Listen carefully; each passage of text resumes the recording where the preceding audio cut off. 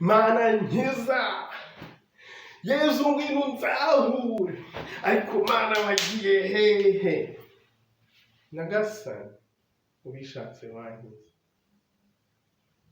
Dusenga ku buryo butandukanye. Hari abashyiramo imbaraga nyinshi pe, senga nk'abagabo,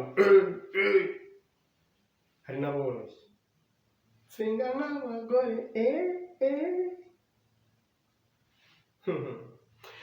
amasengesho yose twemere ko agiye ku Mana, ariko reka mbivuge kuri ubu buryo. Icyo twagombye gukanga, icyo twagombye gusunika, icyo twagombye gushitura niba kitagenda, ni kamere yacu.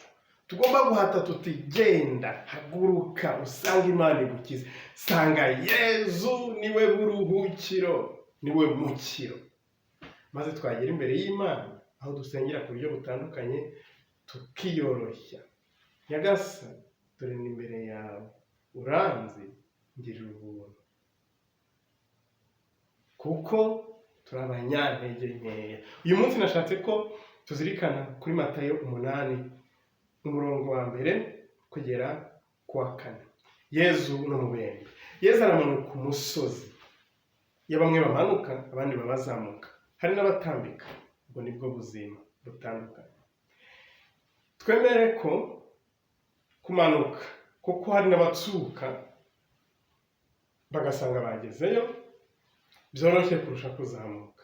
Kuko kuzamuka nubwo bitunanira, tugasabwa ko tubona utuzamura akadutera inkunga. Yezu rero Imana iza mu buzima bwacu bituzahure, itwegeze ijoro.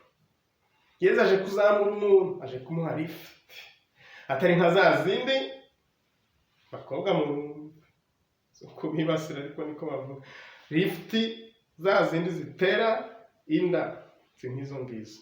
Ariko n'abasore bumvireho ayo magambo, cyangwa iyo mvuga ivuga gukunda ibyoroheje, hanyuma bikazakugiraho ingaruka nyuma. Isi si uko imeze, nta byoroshye itanga. Ibyoroheje yewe n'abafasha abenshi, si bose, baba bafite ikindi bakurikiranye inyuma. Ntituzicuze rero ko twashatse kunyura horoheje, hanyuma ngo nyuma tuvuge ngo twaguweho n'ingaruka tutari twiteze.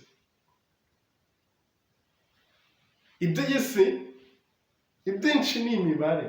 Abantu benshi n'abacuruzi mu byo bakora, ndakuramo iki, ndunguka iki, nyuma bizambyarira iki, nubwo bitagaragara muri ako kanya, akaba ari ko atekereza.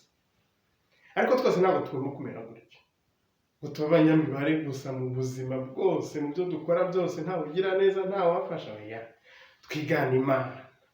Icyeza natubwira, mumere nka so uri mu ijuru. Tugire ubuntu, tugire impuhwe nk'Imana. Impuhwe ni iki? Ni ukubona ko umuntu afite icyo akeneye.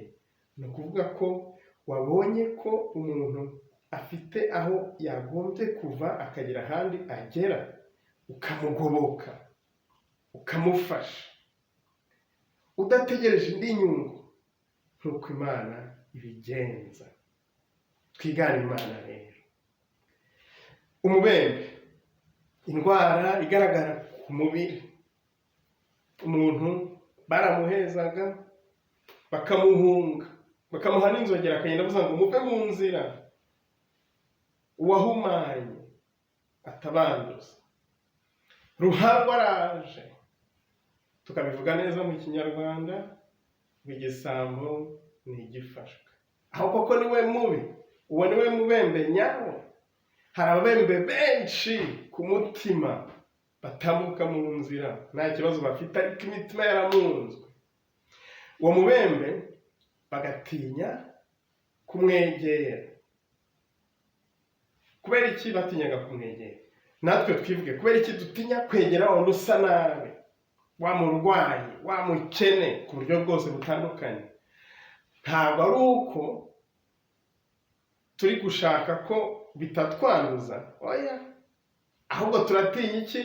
Kwegera miruwari yacu, ni indorerwamo yacu, ko natwe turi babi, turatinya kumwireberamo tukibona, maze umutima wacu ukaducira urubanza. Nicyo kibazo, nicyo kibazo. Turatinya kwibona uko turi, maze tugahunga umerewe nabi kugira ngo umutima wacu utaducira urubanza. Abantu benshi ni beza inyuma ariko imitima myinshi irabembye cyangwa se iramunze. Hari abantu beza inyuma ku mashusho, kuba mwiza inyuma ntacyo bitwaye, nkanjye meze. Ako ni akanyuzemo. Sinzi niba ndi mwiza cyane cyangwa se ntari mwiza cyane. Hari n'abatabivuga ariko njye natebyaga. Ariko nubwo batabivuga si ukuvuga ko bitagaragara ko bashaka kwigaragaza neza inyuma. Twese turareba, dufite amaso. Hari abashaka kugaragara neza nubwo batabivuga ariko ari icyo bagambiriye.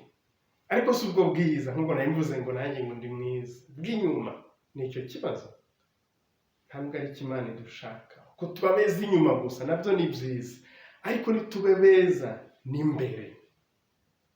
Hari umuntu wajyaga atubwira abantu bamwe bakerewe ngo bisiga inyuma, akavuga ati njye sinatinda nisiga inyuma, natinda ndi gusiga umugati marigarine maze ya mavuta nkayarya, hanyuma akajya aturuka imbere ajya inyuma, byanatinda kurusha andi musiga inyuma, hanyuma izuba ryavaho cyangwa imvura ikagwaho bigahita bigenda. Ubwiza bwagombye kuvuga nguko, ubuturuka imbere bukagera inyuma. Apana ibyo abantu babona inyuma kandi imbere nta birimo, hanyuma wa wundi bigaragara inyuma ko afite ikibazo tukaba ariwe twita mubi kurusha abandi. Ntabwo ari mubi kuturusha. Hari n'abo wasanga dusa neza inyuma ariko koko nkuko nari maze kubivuga imitima yacu nta kigenda. Nanze no kubivuga. Icyo nicyo tugomba gukosora. Niyo mpamvu rero dutinya kumwegera, nuko natwe tuzi ko turi babi, tumwegereye twakibona. Yezu ntacyo afite yishinja, ntacyo yishinja. Yezu ni mwiza, Yezu ni muzima, aramwegera akamukiza.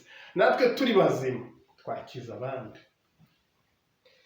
Yezu ati ndabishaka kira, Imana iradukiza. Ubukire ni iki? Ni indege, ni imodoka, ni moto, ni igare, ni umwana wakoze icugutu?